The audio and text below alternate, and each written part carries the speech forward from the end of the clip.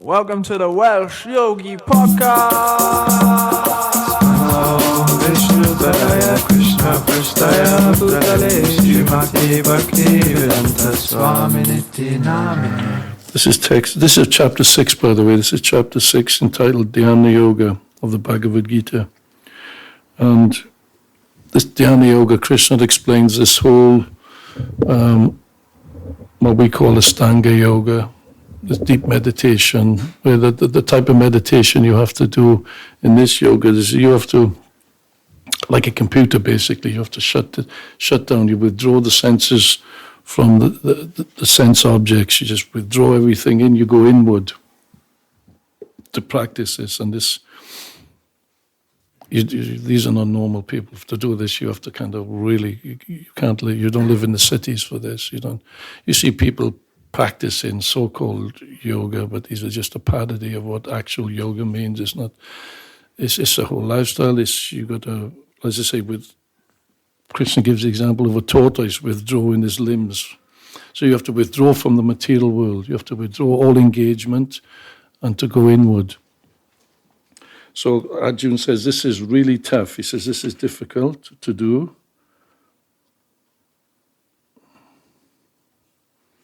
And then he says, then he gives this doubt. He says, Almighty and Krishna, they're not such a man who is bewildered from the path of transcendence. Actually, let's just read. Yeah.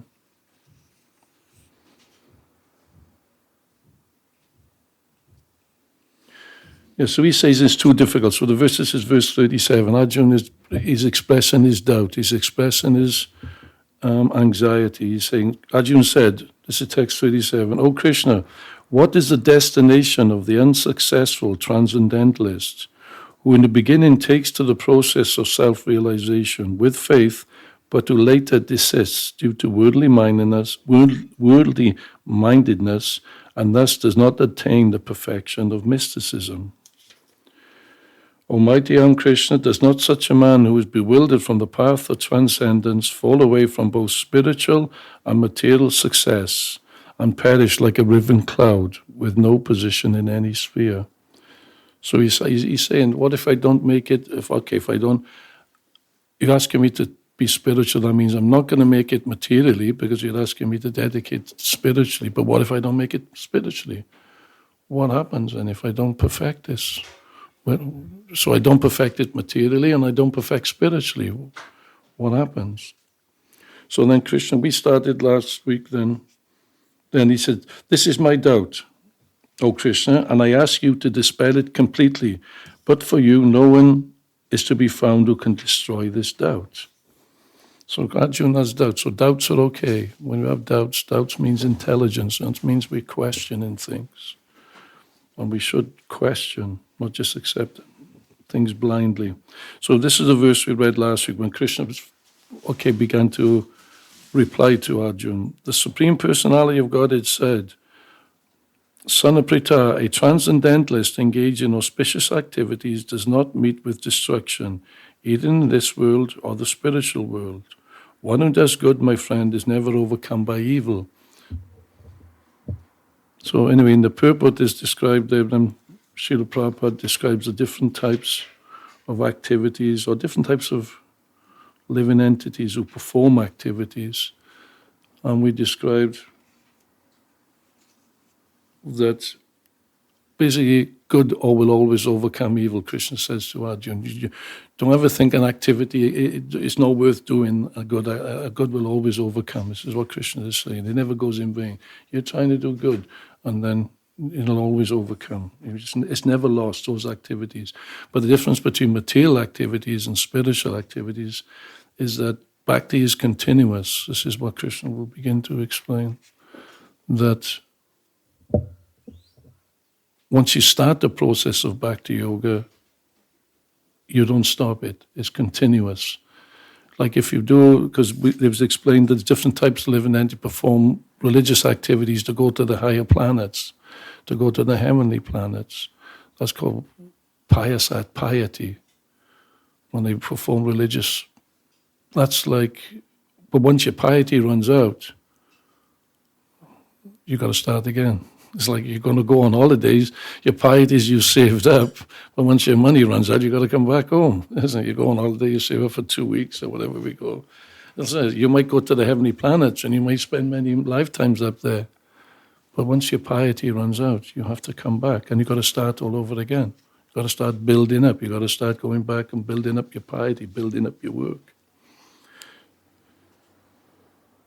Anyway, so we went through that a little bit last week. So we explained where the different activities yields a different result. So anyway, let's do text 41. So what happened to those who practice? This is what Arjuna's asking. What happens if I don't make it? And this is what Krishna replies. He says, the unsuccessful yogi, this is text 41, after many, many years of enjoyment on the planets of the pious living entities, is born into a family of righteous people or into a family of rich aristocrats.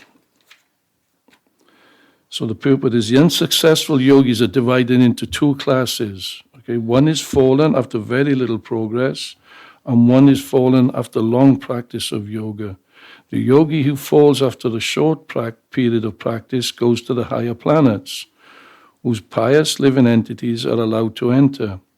After prolonged life there, one is sent back again to this planet to take birth in a family of righteous Brahmana, Vaishnavas, or aristocratic merchants. The real purpose of yoga practice is to achieve the highest perfection of Krishna consciousness, as explained in the last verse of this chapter. But those who do not persevere to such an extent and who fail because of material allurements are allowed, by the grace of the Lord, to make full utilization of their material propensities. And after that, they are given opportunities to live prosperous lives in rich aristocratic families. Those who are born in such families may take advantage of the facilities and try to elevate themselves to full Krishna consciousness. So these people, these living entities Krishna's talking about now, is that they've practiced yoga, but they've only a short term of practice. So they do their pious activities, which I'm not going to get into because we explained this last time, what a pious activity. An impious person, there's basically karma, vikarma, and akarma. Okay, vikarma is basically where we don't follow any scriptural injunctions. It means, oh, I'll do it. I like it, I'll do it. If I don't like it, I won't. That's basically the law. That's not even yoga. That's not even on the yoga ladder. There's a yoga ladder. That's it. I'm going to do an activity where that if scripture injunction, and that's what most of the world goes under. This is what most of the world goes. Like we talked about this last week a bit. Even when you're kind of in society, you're pushed. Even if you have some spiritual or religious inclinations, or what would we say? Something like 80 billion animals are slaughtered every day or something, and this is kind of. This is not working. Vikarma means you're not working in harmony with God. You're not working in harmony with the universe. Because Bhagavad Gita is explained that this dharma is to do your duty, yajna, sacrifice. Modern thinking, we told, no, we don't. You don't sacrifice. You work as little to get as much as you can. Best is don't work at all and just take. And then I have to work. So it was like that, on the eco level. We just take him from the earth. We just take him without putting anything back. That's what we're doing. That's what the majority of this is what governments are doing. They're pushing. Now we're waking up a little bit and realizing it. But this of just taking, that's vikam, without acknowledging where everything has come from. And this is what the purpose of religion is for, is to acknowledge, okay, where does all this come from? Where does everything come from? We're taking advantage of everything, the light, sunlight, moonlight, the rain, the air. Well, where does it all come from? We think we have a divine right, and that's what we're talking about, secular state. That's there for you to enjoy and just exploit it and take as much as you want. That's vikarma. That's not working in harmony. We explained this last week.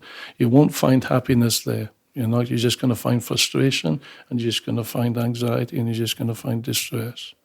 because you just, remember we give the example, you're not working according to the design, like the design of the building. The architect designed the building for doors, to walk through doors, not through walls. So when you walk through the door, you can work in harmony and move around the building. But if you're going to walk into the wall, you're going to experience difficulties. So V-karma activities are those which are contrary to the laws of God, contrary to the laws of the universe. That's why and that's practically all the world. That's why there's so much chaos and mayhem in the world. When they think it was like 80 billion animals a day are getting slaughtered. So where do they think this karma is going to come from? Oh, it's gonna come back at some point. It has to, because you're not living. So those who then practice above those, higher than those, or those who kind of, you have some morals, ethics, you live by moral or ethic life, but above them then there's those who follow religious principles. This is what we talked about last week. Those then begin to, and out of those who follow religious principles, who start to follow, there's those who it's called the karma kanda section, which is what Krishna is talking about here. This is what he's talking about here. They recognize this God, and karma, the activity, and yoga means link or join. So through their activities, they give something to God. They acknowledge. That's the Vedic system. So for those who practice, and actually of those, this is divided into two classes. Even those that perform, those, the lower than the yoga is you do religion, higher than the just moral principles are those who perform the ritualistic activity without understanding why.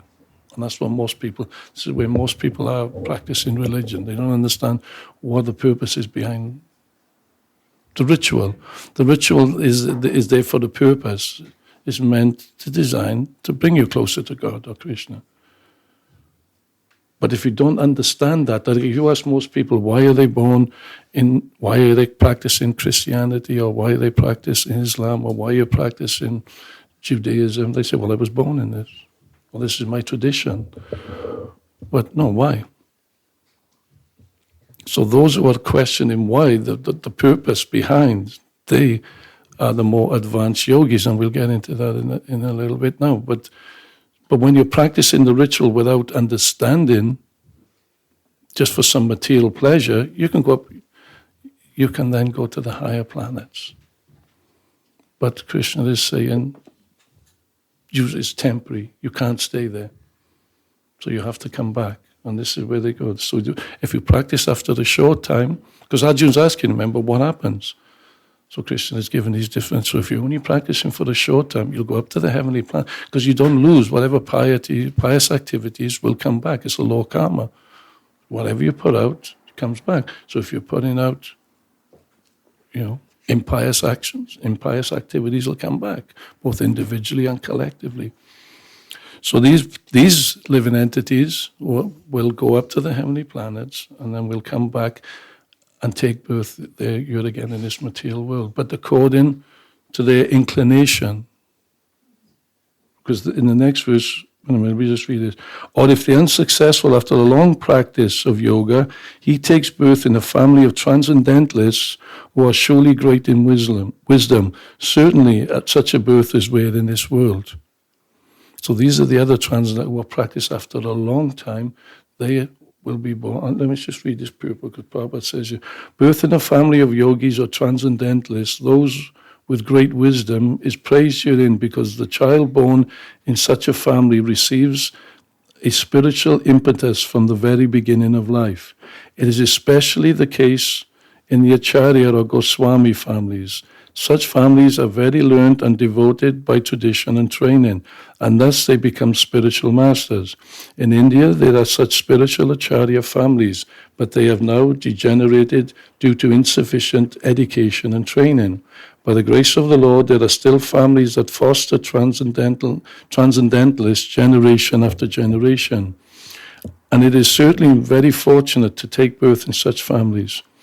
Fortunately, both our spiritual master, Om Vishnupad Srimad Bhaktisiddhanta Saraswati Goswami Maharaj, and our humble self had the opportunity to take birth in such families.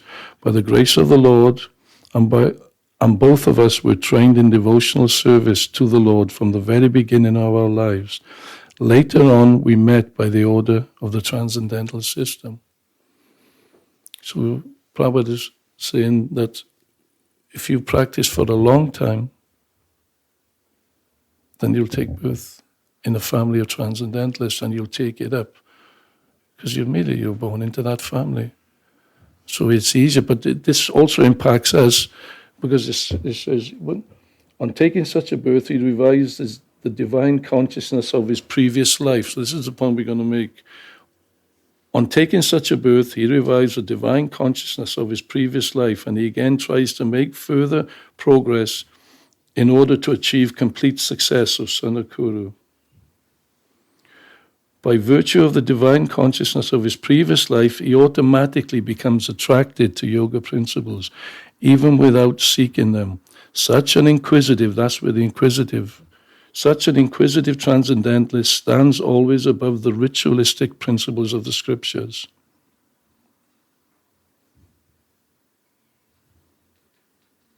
So that's the point. This is these two transcendentalists. So when you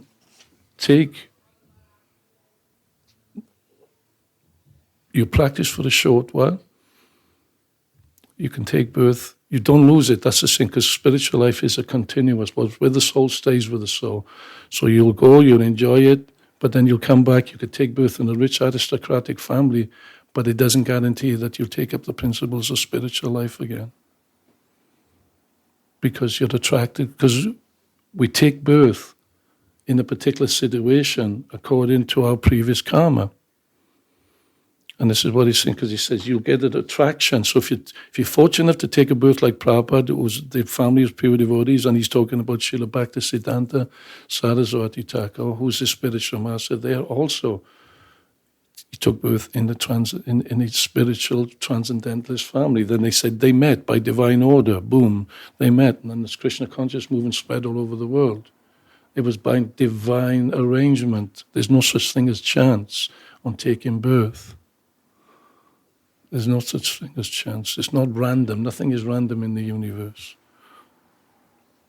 So this is what, and we are born, and this is the point, it says, by virtue of divine consciousness of his previous life, he automatically becomes attracted to the principles of the yogic process. So that's applicable to us, especially in the Western world. We're not born into this aristocratic, Brahmin family, rich in spiritual history. So why are we attracted? Why are we attracted?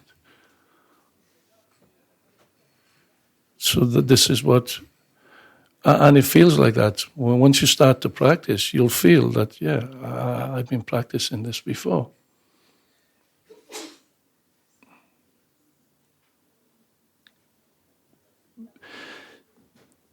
Because we are born, we have an attraction, but we also have a mix. We also have material attractions.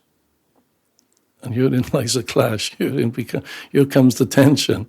We have an attraction towards spiritual life, but we also have an attraction to material life. And this is why we're born in. This is why we're born in this particular situation.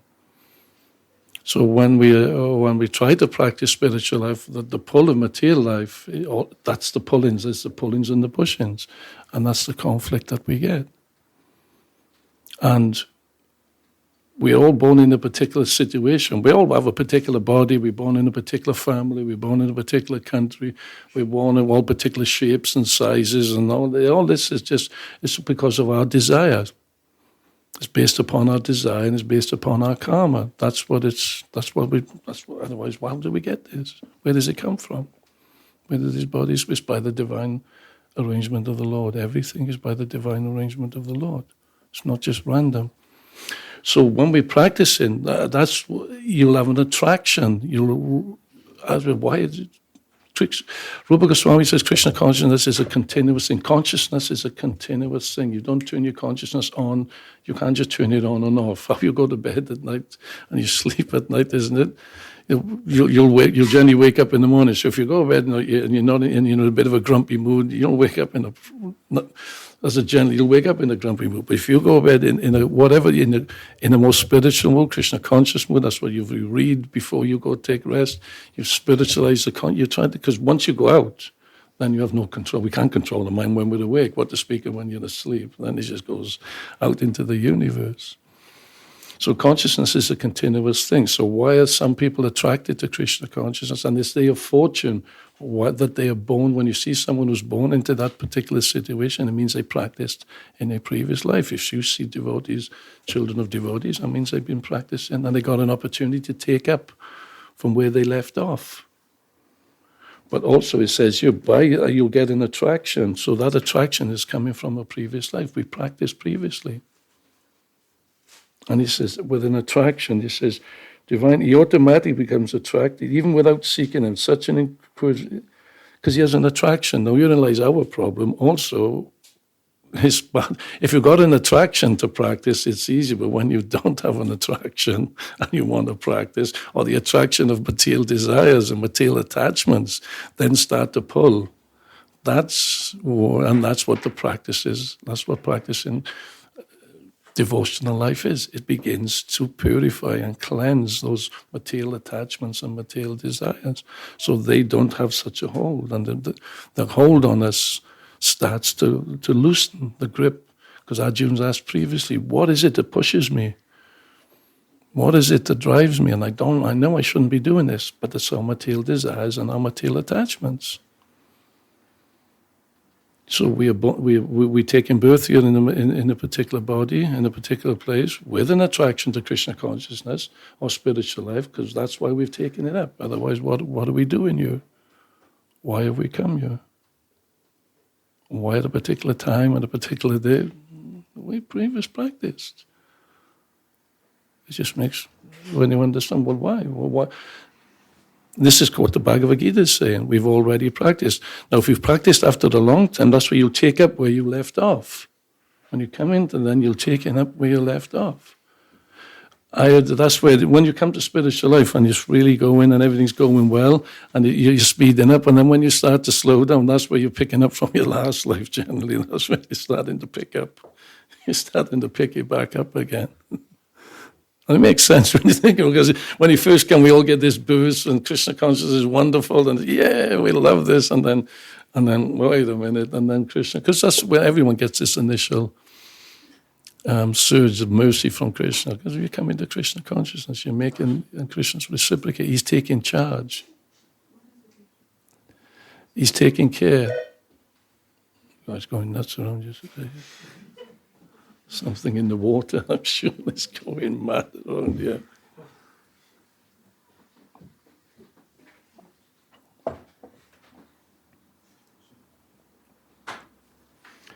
So this is what Krishna is saying, and all become a yogi. Practice yoga because you do not lose it. Anything material, it's lost. Or you've got to start. You can use it, you use your material piety, you can go to the heavenly planets and you can enjoy, but you've got to come back and you've got to start all over again. And even though you're born into a rich aristocratic family, the distraction then from spiritual life is no impetus. Because you can get distracted. Why? Because we got material desires, we got material allurements. So they can pull us away.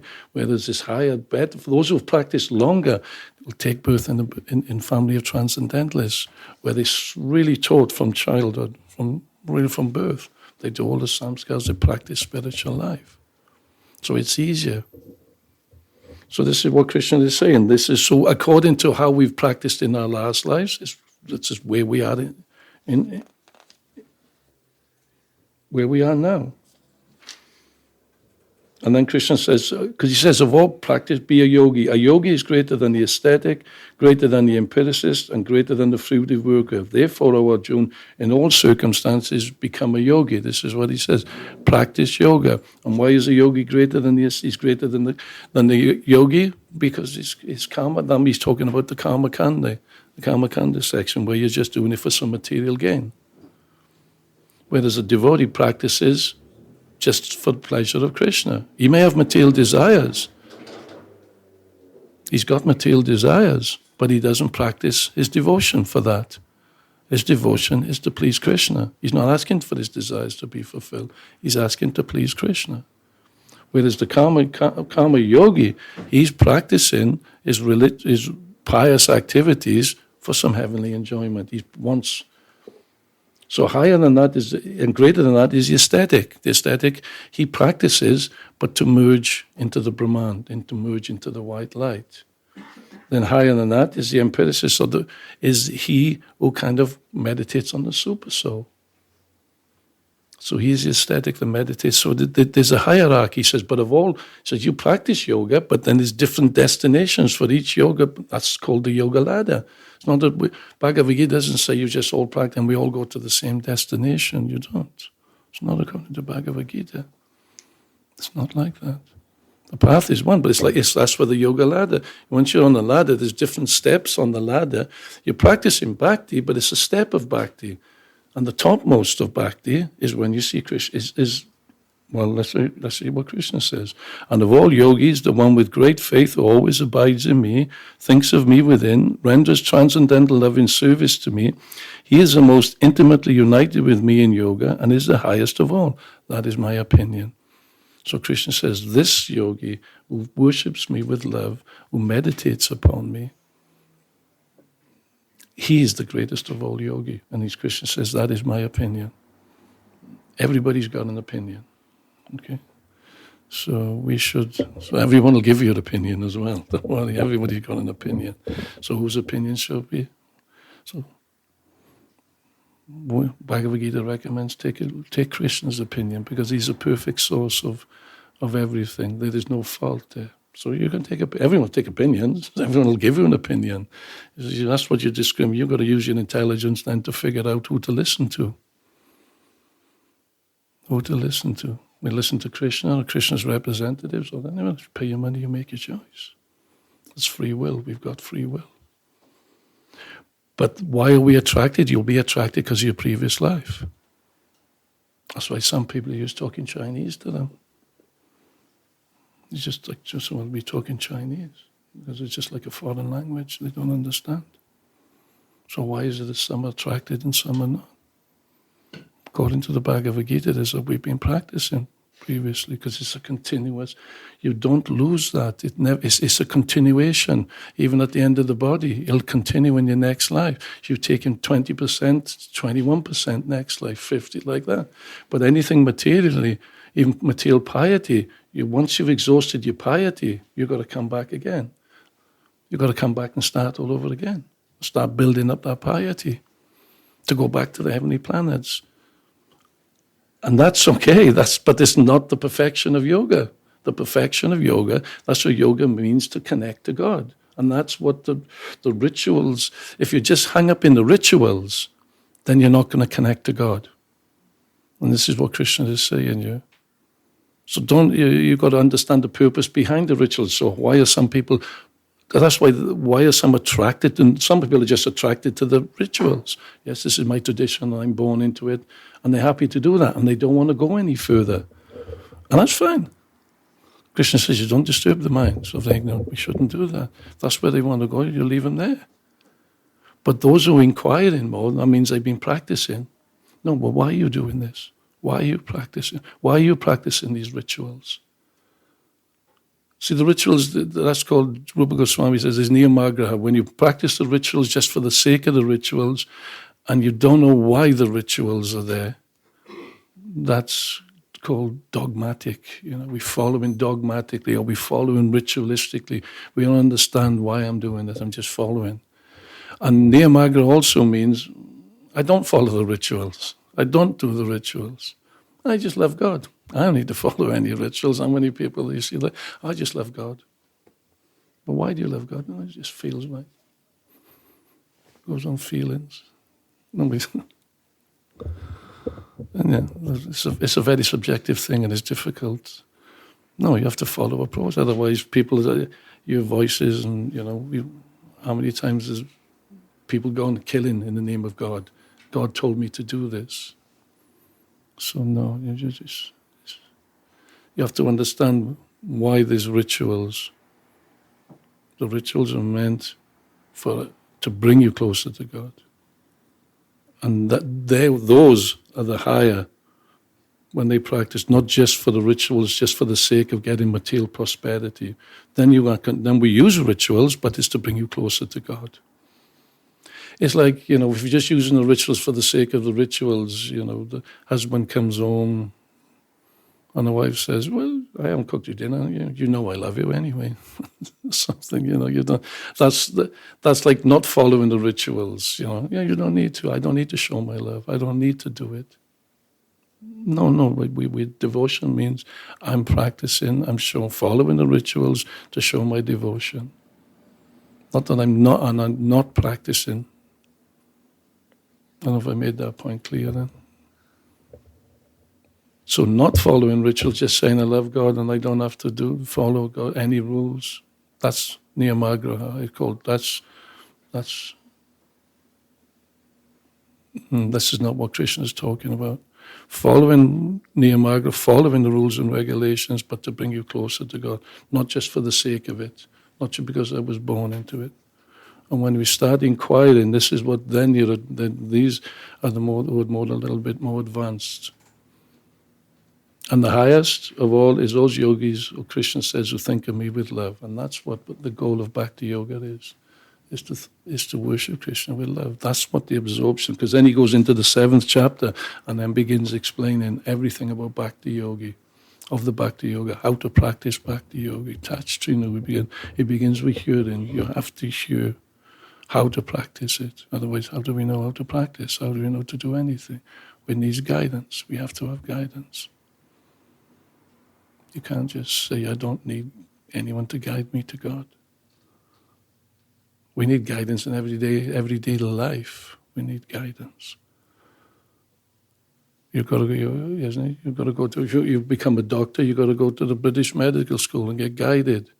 If you just say, I don't need guidance, well, you're not going to operate on me, that's for sure, if you have no guidance. So we need guidance. You need guidance materially. You need guidance. We all need guidance spiritually. So if we have the fortune to take guidance from advanced souls, that means we've been practicing. That's why we've come into contact. That's what Prabhupada said in that verse. By the divine contact, I was born in a pure family, and then so Krishna will arrange everything for you. Krishna will arrange it. He says, I take care of my devotees. So it's not, because when the devotee begins to practice, Alohi Samaham Savabhuta Hashem, he's equal to everyone, but to his devotee, those who learn to call upon Krishna, Krishna reciprocates. Jayatam Mam Prapadyante. He says, as you love me, I love you. As you worship me, I'll worship you. So God, that's what love means. Love means it's a relationship. If we just take in, that's not a relationship. And that's what we do in this material world. We just take in. And if you're just taking from a relationship, then it's just a one-way street. So relationships are give and take for relationships to work. So it's the same with God. He gives, we give.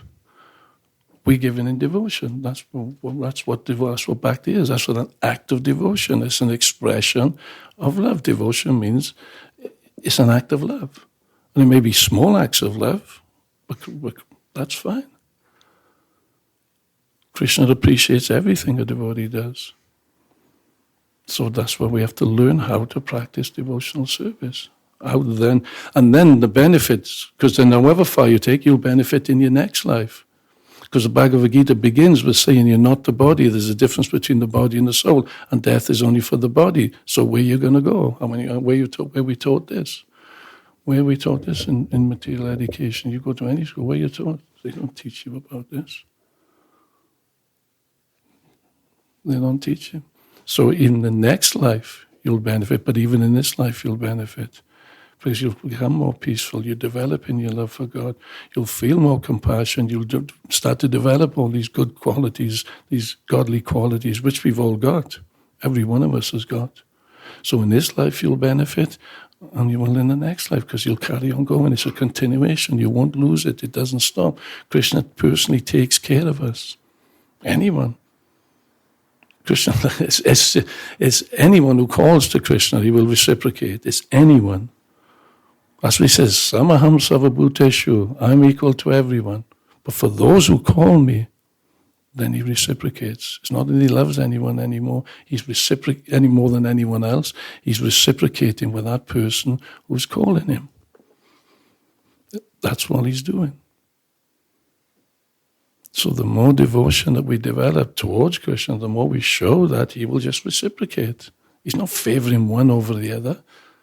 He's not putting one into a difficult situation and favoring another one. That's a concept, that's a Christian concept of God, or that he's sitting up there in the cloud, and then just cracking heads with giving someone wealth and then smashing someone else. That's not a concept of God. That's not the Bhagavad Gita. That's not the Vaishnava concept of God. Or if you don't love me, you go eternal hellfire, damnation. I wouldn't want to spend eternity. I was frightened to say anything to a God who's going to send you down to hell if you disagree with him. Forget that. So according to, this is what these verses, and you want to read, you have to read for more in depth to find out how to practice devotional service and where to go. It's not like in modern day religions where is that you just hope for the best, and hopefully there is something on the other side. And this is not. They asked Prabhupada asked them, "Why are you practicing?" And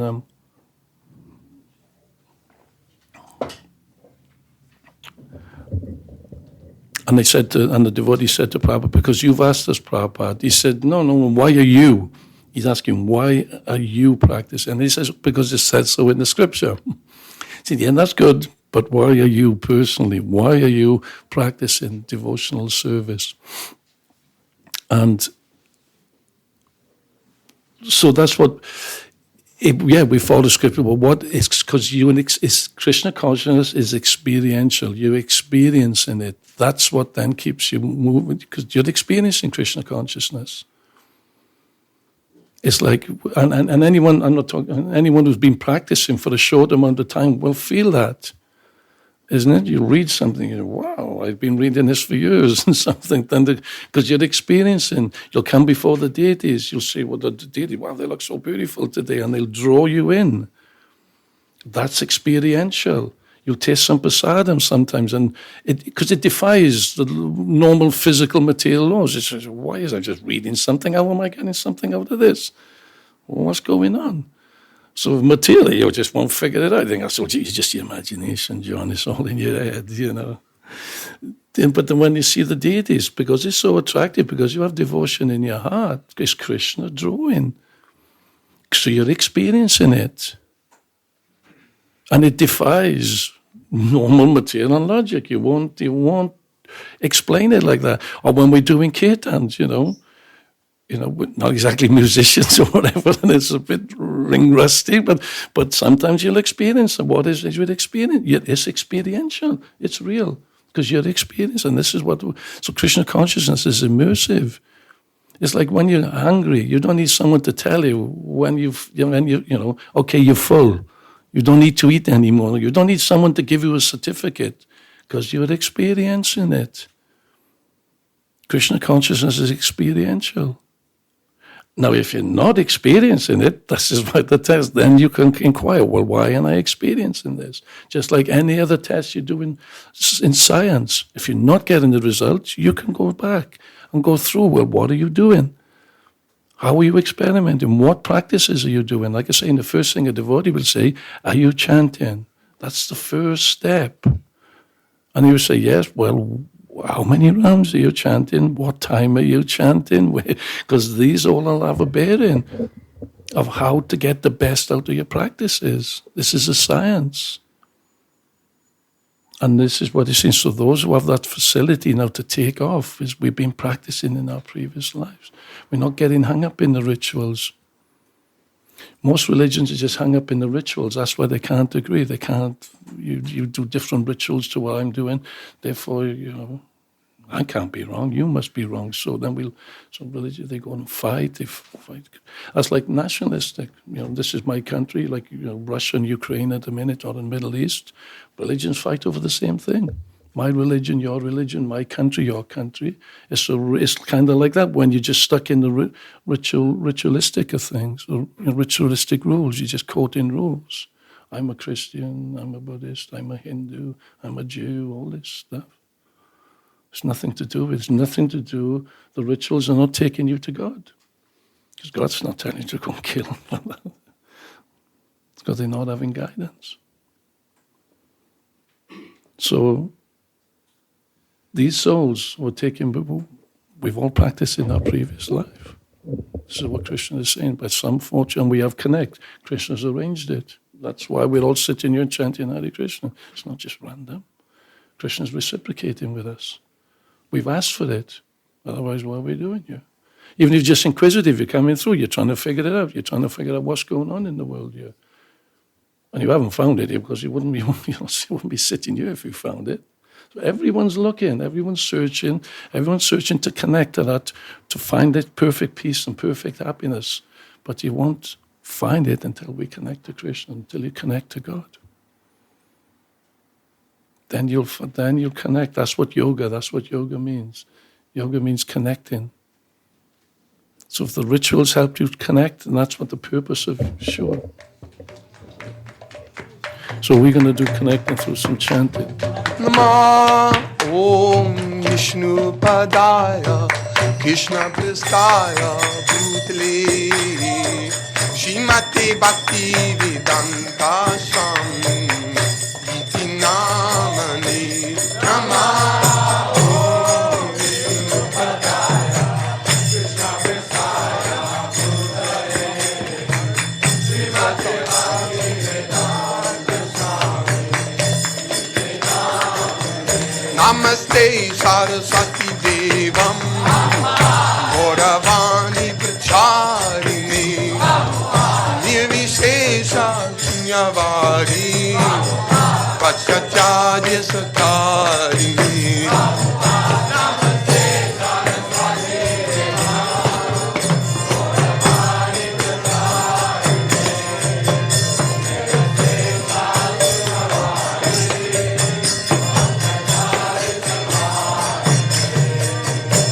Nama Om Vishnu Padaya Krishna Pristaya Bhutale Shrimate Bhakti Vedanta Swami Iti Namani Nama Om Vishnu Padaya Krishna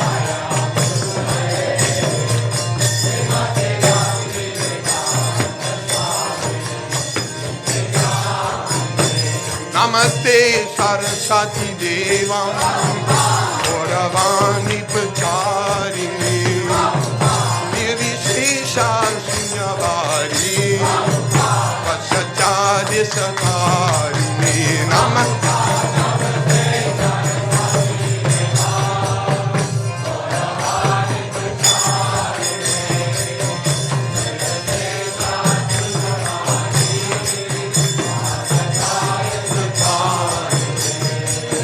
Nityananda